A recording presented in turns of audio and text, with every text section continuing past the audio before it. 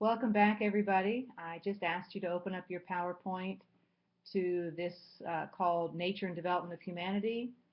I actually just got back from a whole morning of teaching, and I'm covering some of the same material with you now that I did with my students. And they asked me a lot of questions.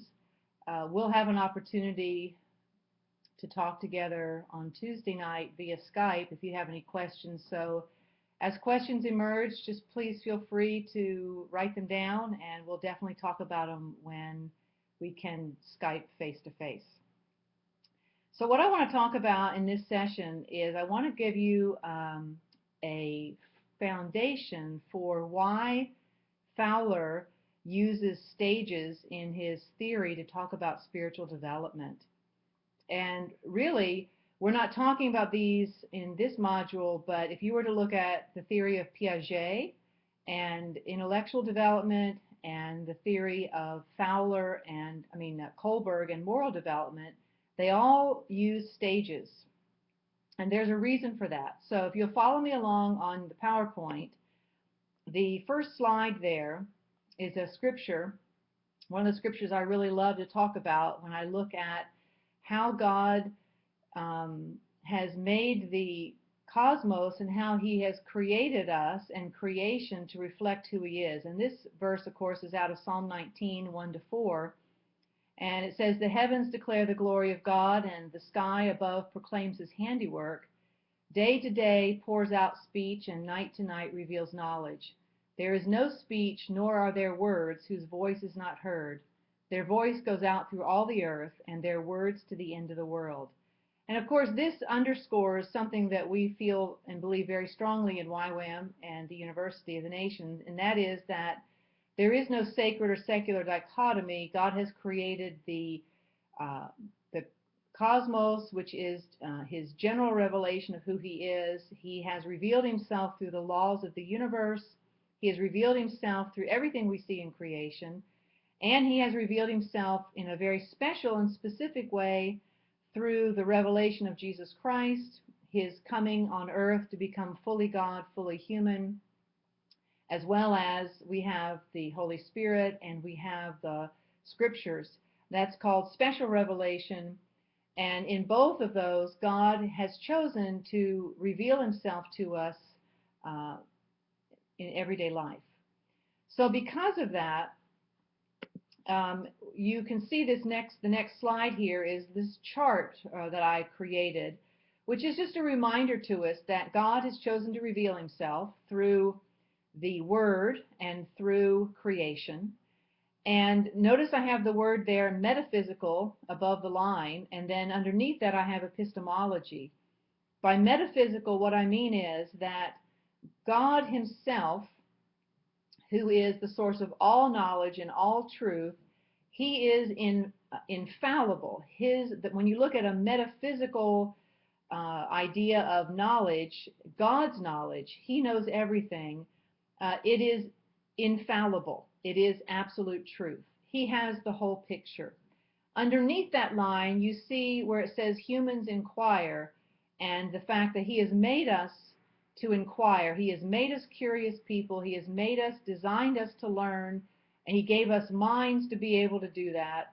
And he has revealed himself through the natural order, the creation. And if we look specifically at the sciences, we see that God has revealed himself through the natural sciences as well as through the social sciences.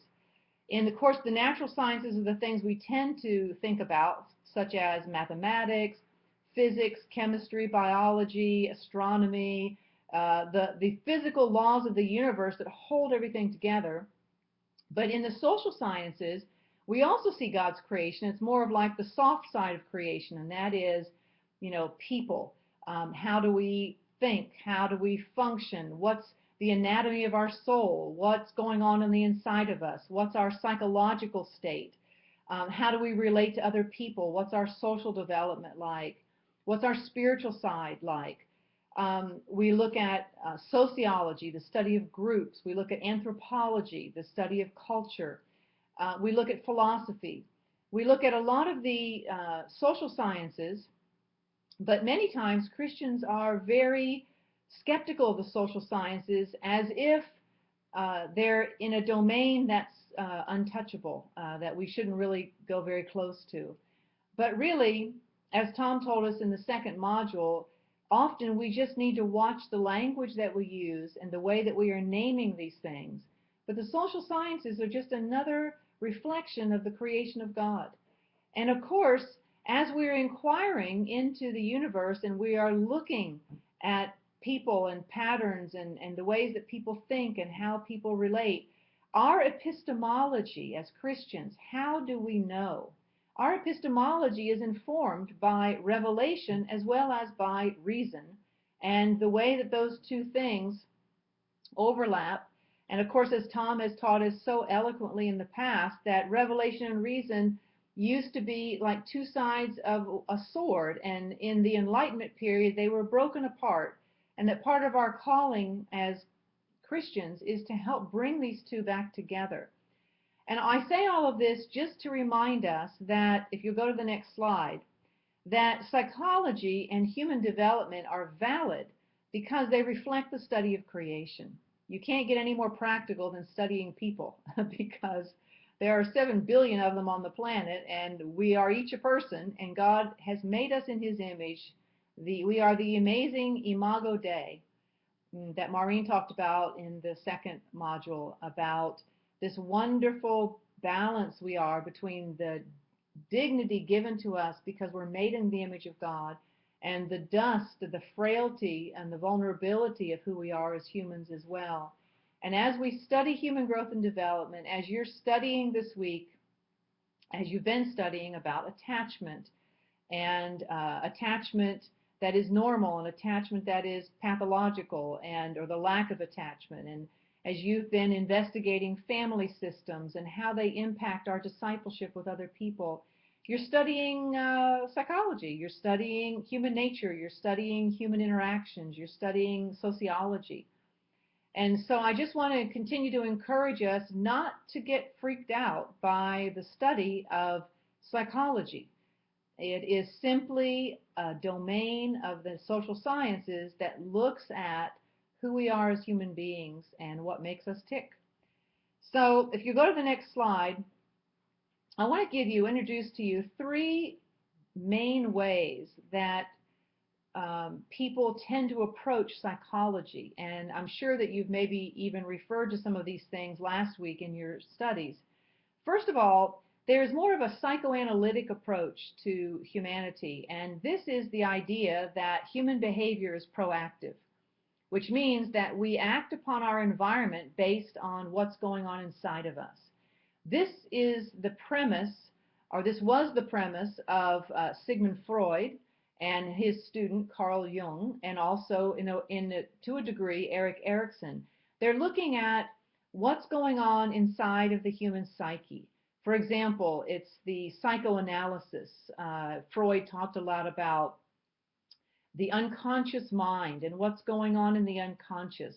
He talked about the interpretation of dreams. He talked about repression. He talked about some of the id, the ego, and the superego. And there was this strong emphasis on the fact that all human behavior could be explained by what was going on the inside of the individual. You just needed to look inside to see what was going on.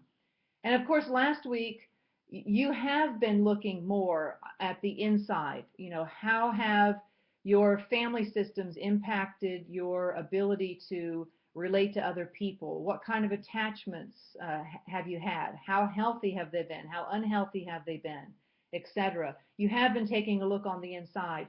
But this branch of psychology would really limit this look at humanity as it's only about what's going on the inside. It's much more of an introspective analysis of things.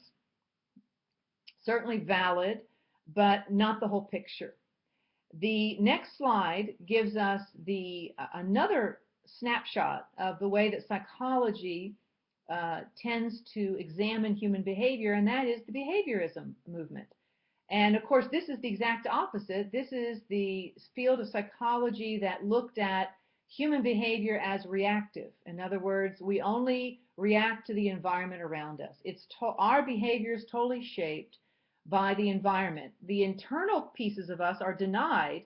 They're not really considered as valid or real. It's only we're product of our environment. I'm sure many of you have studied this in college before. You looked at B.F. Skinner, you looked at Thorndike and Watson, and then you remember the famous experiments by the Russian psychologist Pavlov, where he trained the dogs to, come to the bell, and then he would feed them, and he kept rewarding them. And finally, when he rang the bell, they would start salivating, even if there wasn't any food there. And this was this whole experiment in stimulus reflex. And of course, the worldview behind behaviorism is that, in a sense, we're just machines. We can be manipulated and controlled by reward and punishment, and we're simply just a product of an evolutionary product and more machine in nature, and you just learn to react to your environment. Some of the extreme experiments that were done in behaviorism were quite chilling because they could manipulate people to do almost anything based on whether they got punished or not. So, of course, this field of psychology really takes away any sense of human dignity and freedom, which is why it is certainly not a biblical way of looking at things, although many times you hear about behavior modification. We even use behavior modification many times, working with children, giving them little treats for doing the right thing, and learning how to, give them a star on the chart if they do a certain task and they earn a reward. And there's nothing wrong with rewarding behavior as long as that's not the only way that people learn to do things that are right. Essentially, we want to move way beyond reward and punishment. We want to move to internal motivation. We do the right thing because it's the right thing to do, not because we get a treat because we did it. Anyway, that's another way of looking at psychology. Now, the third way, and this is the next slide, and the way that we're going to be looking today and tomorrow, is looking at human behavior that is based upon an interaction that's going on between the environment and our psyche. In other words, it's called an interactive approach to psychology because it's not only looking at the inside, it's not only looking at the outside, but it's looking at the interaction between the two. And you can see here some of the names of the theorists that have focused on this particular type of psychology. Piaget is certainly there, looking at cognitive development. Kohlberg with moral development. Fowler, which is the one we're going to look at today, looking at spiritual development. Abraham Maslow, looking at self-actualization. Carl Rogers, Frankl, and then another guy named Loder, who you did not read, but he's actually looking at the way that the Holy Spirit interrupts or interacts with us in our own growth and development. So that's I just wanted to give you those three broad approaches to psychology as a little bit of a primer into what we're going to go into now. And then I also want to look at this next slide, which asks an important question. What motivated Piaget and Kohlberg and Fowler and Erickson and Keegan and other people you're going to hear about? What motivated them to look at human development through clearly defined stages? Now, first of all, this is not the only way to look at human growth and development. Some people look at human growth and development like a plant. There are many metaphors for human growth and development, putting the right fertilizer and creating the right environment and watering it and bringing it along, nurturing. You've heard about the nurture versus nature debate, how much is genetic and how much is environmental. And so all of these things factor into human growth and development. But these particular folks were looking at development through defined stages. And this is called developmentalism. So I want to show you why they actually approached it this way. And I'm not going to go into great depth like I did this morning in my class here, but I do want to just give you a few ideas about where the underpinnings of this came from. So first of all, the next slide says that the underlying foundation for stage theory actually comes from a philosophical approach called structuralism. And structuralism has its origins in French philosophy and from Descartes and Rousseau. Now, don't be so quick to throw it out the window just because you hear some of those words or those names. Structuralism is simply a way of looking at observations and data to create a model for being able to observe what's going on. So if you go to the next slide, it's talking about structuralism as a method. It is a method because it prescribes a way to look at data in order to make theoretical assumptions about them. For example, Piaget observed children and how they responded to questions. And as he observed them and he gathered the data that he was gathering in his observations, he then was looking at a way to create a theoretical model and be able to interpret the data. So the next slide looks at the characteristics of the structuralist method. Now, don't get overwhelmed by this. Basically, it's talking about the fact that the emphasis is on the total picture, and that traditional social science tends to understand the whole picture by breaking it down into parts. In other words, you analyze it. And structuralism takes those parts and looks at their relationship to the big picture with an emphasis on how are they relating to each other, the relationship between the parts. So it's looking at this complex network of relationships that exist within the whole picture of what the data showed you. Now, hang with me. If you look at the next slide, it says structuralism seeks its structures beneath or behind that which is empirically observed. In other words, you observe something empirically, you can measure it, but when you look at it more closely, what do you see underneath that is more subtle? And you're trying to look at the relationships. So go to the next slide. Empirical data provides the evidence of the structure, but not the structure itself. Now let me give you an example. Look at how children use grammar in language, okay? The rules of grammar that are often used by children, but they're not necessarily known by children. Children start talking, when they're between the age of 1 and 2, they start using words, one word at a time, then 2 words, and then they hit the age of 2 and 3 and they start making little sentences. And what you'll notice, though, when you listen to children before they've ever gone to school, you will be able to analyze the words they use, that's your data, and how the words relate to each other, that's the relationship, and you will see that there is a structure to what they say, and you will realize they are using grammar, but they don't even know what the word grammar means. They've never studied grammar. But how did they learn the grammar? They learned it by listening to other people talk. They learn it when people correct what they say. They've learned it by just talking. So structuralism is a method that looks at your data, like children talking, sees that there's a relationship between the words which reflects a structure of grammar. So it's looking a little bit underneath, what's really happening. Now, when you look at that kind of a method, you can use that to analyze your data, and sometimes you find conclusions that you didn't expect. So people that use this type of method are looking at why certain things happen in relationship to one another. They're looking for patterns of transformation.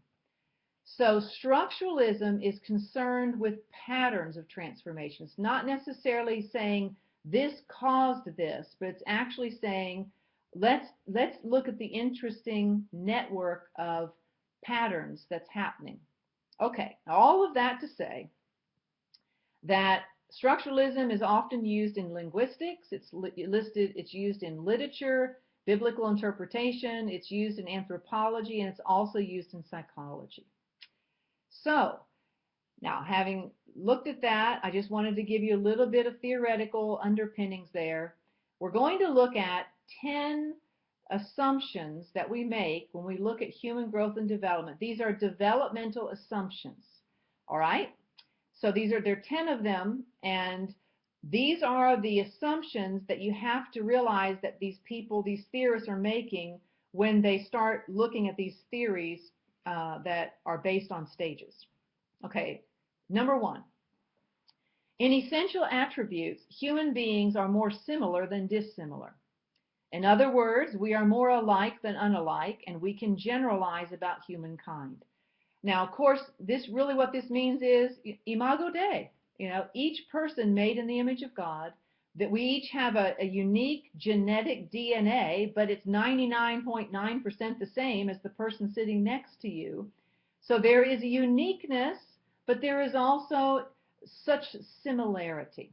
So when you're looking at development and you say, wow, how can I say that an American kid is developed similarly to an Asian child or to an African child at the same age?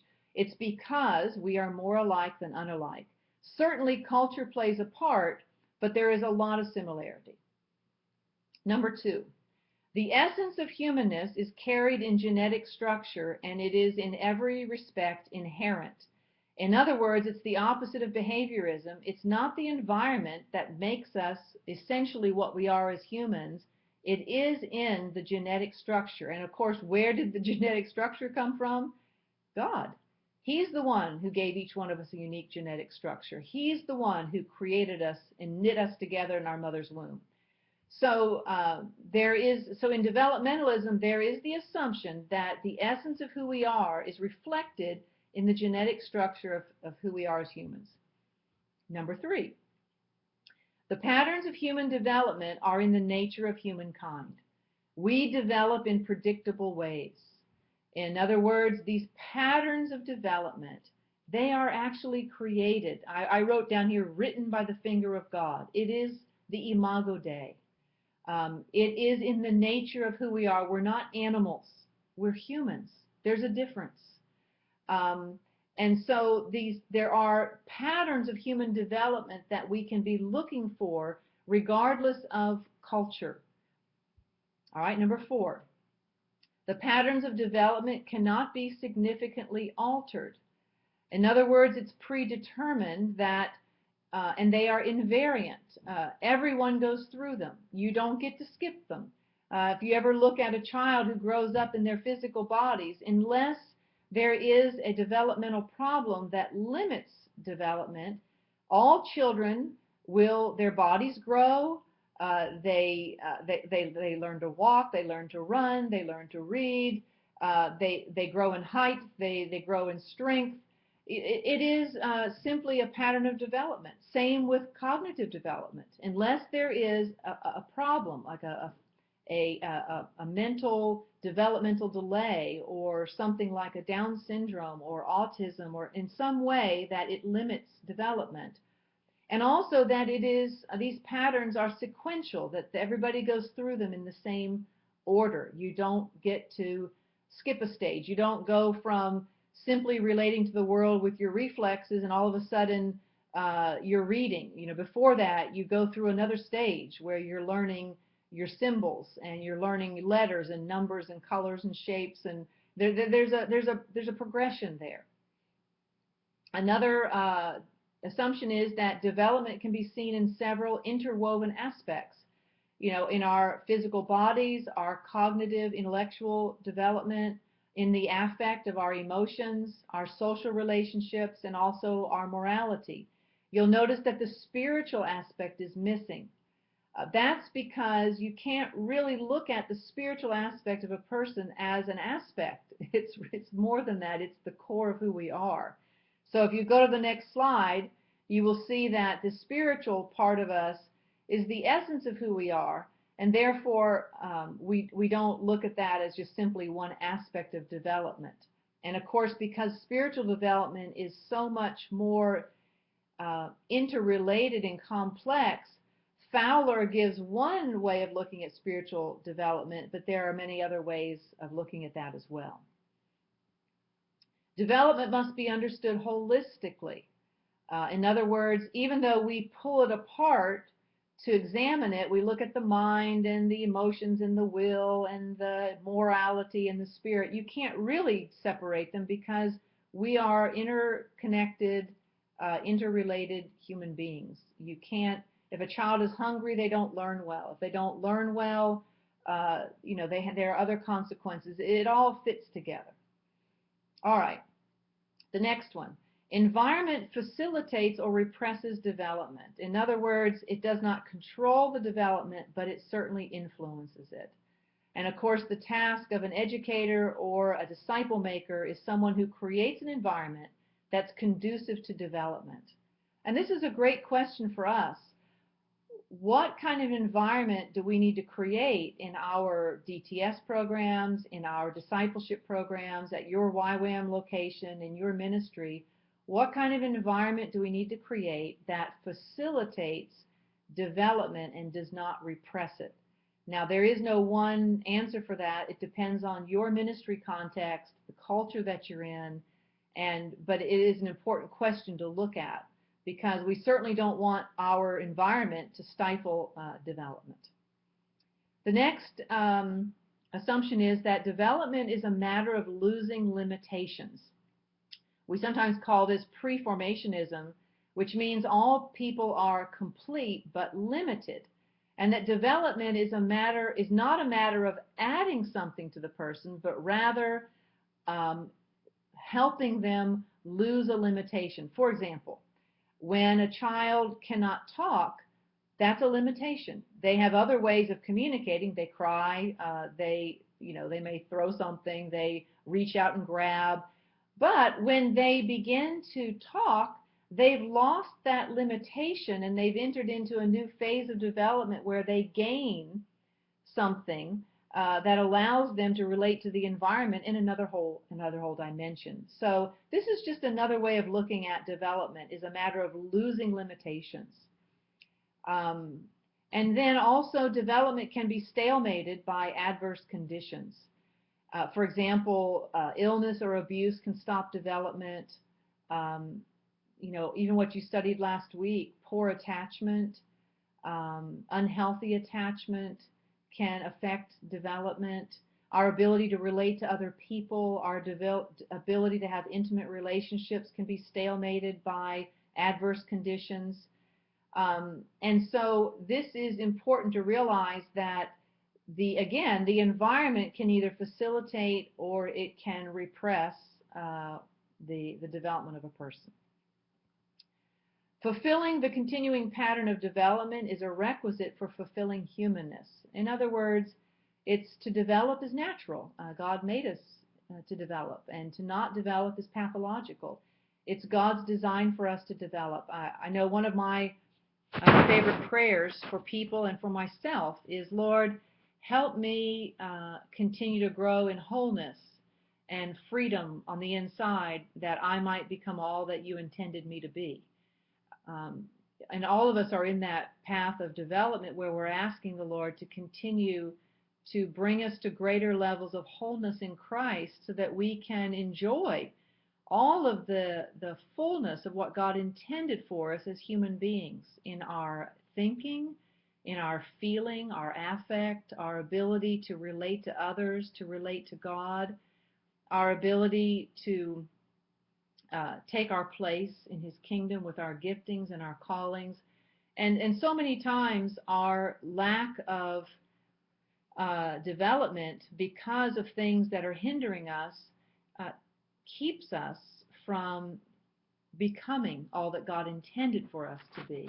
And I'm certainly not talking about perfection, because we know on this side of the final place that we're going to be with the Lord forever, that we're not talking about absolute perfection here and now, but we're talking about coming closer and closer to the original intentions that God has for us and for the world that he made.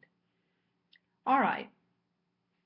So that is the end of that PowerPoint. And again, let me just say, if you have a question about these 10 developmental assumptions, this would be a great thing to process. As a matter of fact, I'm going to stop the recording in a minute. This is a 30-minute session.